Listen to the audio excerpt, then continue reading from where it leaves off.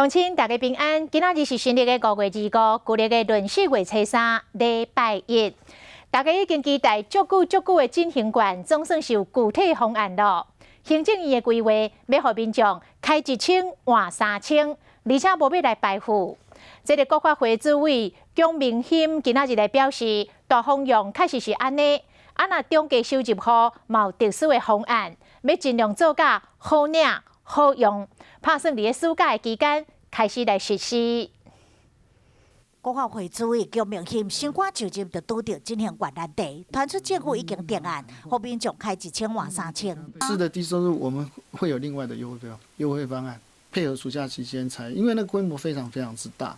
目前规划总预算400亿，振兴券等于消费打33折，以电子支付实体券或者是信用卡等方式使用。除了电商白当卖以外，消费场所但管无限制。若是中价收入户，嘛有可能直接发3000块的消费券，但是外界1万户期要使用方便，为什么不爱发现金？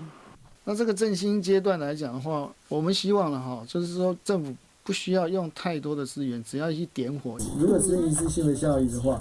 那就没有产生这个促进消费的效果。伊嘛认为台湾伫这波疫情表现真好，第一季 GDP 是4小龙冠军，嘛话说全年要保障1%，大经伊嘛赞声。假设下半年是这样3点多，但是政府的振兴券下去加码的话，我们的那个刺激内需方案刚刚讲的振兴券跟国人安心旅游这个部分，我觉得这2个效果加起来有助于支撑国外的经济波动。振兴券特别上路，是毋是会当如预期刺激内需，也是得看民众消费意愿有偌悬。